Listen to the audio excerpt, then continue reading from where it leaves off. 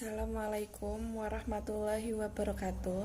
Perkenalkan, saya Ervina Damayanti dari kelompok 2 NIM 71. Di sini saya akan menjelaskan poin yang C, yaitu cara menjadi pebisnis yang kreatif dan inovatif. Kreatif dan inovatif dalam menjalankan bisnis menjadi salah satu kunci sukses dalam bisnis untuk memenangkan persaingan pasar. Dengan menciptakan produk baru yang berbeda dengan produk lainnya, seorang pebisnis akan memiliki nilai lebih dibandingkan dengan produk lainnya. Oleh karena itu, adanya kreativitas dan inovasi sangatlah penting. Berbicara soal kreativitas memang tidak akan pernah ada habisnya. Kreativitas adalah kemampuan yang dimiliki seseorang untuk menciptakan sesuatu yang baru yang ditimbulkan dari ide baru.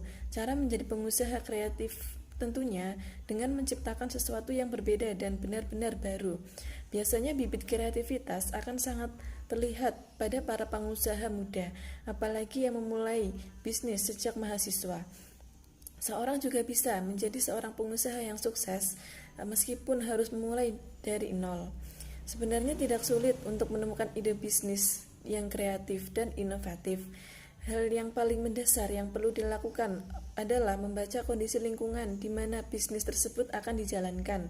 Pada prinsipnya, sebuah bisnis muncul sebagai solusi atas masalah yang terjadi. Semakin jeli pebisnis membaca situasi, akan semakin mudah untuk mengidentifikasi masalah yang ada. Beberapa cara untuk menjadi pebisnis yang kreatif dan inovasi, yaitu yang pertama yaitu melakukan riset produk dan bisnis. Nah, produk atau bisnis yang akan dikembangkan mendapat tempat di pasaran. Untuk itu, seorang pebisnis harus melakukan riset produk yang akan dijual terlebih dahulu. Seorang pebisnis dapat mencari informasinya melalui media internet. Seorang pebisnis juga bisa memadukan beberapa produk atau bisnis yang sudah ada serta mengembangkan kembali menjadi sebuah bisnis baru yang lebih inovasi.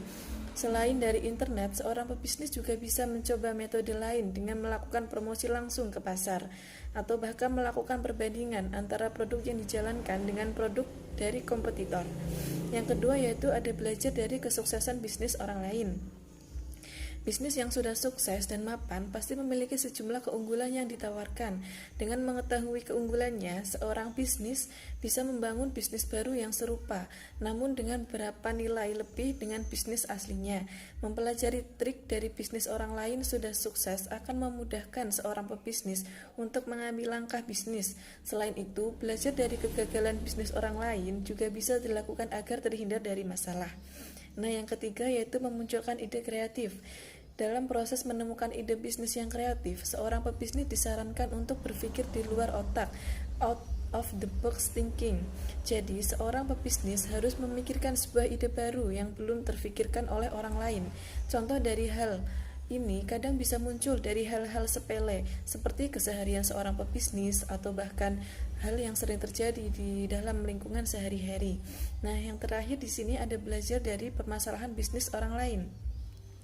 Menemukan ide bisnis juga bisa dilakukan dengan mempelajari dan menganalisa masalah yang didapat dari orang lain terkait produk atau bisnis yang sudah berjalan. Komplain bisa dianalisa dengan tepat, tidak mustahil bisa muncul sebuah ide baru yang lebih laku di pasaran. Sekian presentasi yang dapat kami sampaikan. Kami mohon maaf apabila ada kata dan pengucapan yang kurang berkenan. Semoga materi ini bermanfaat untuk teman-teman.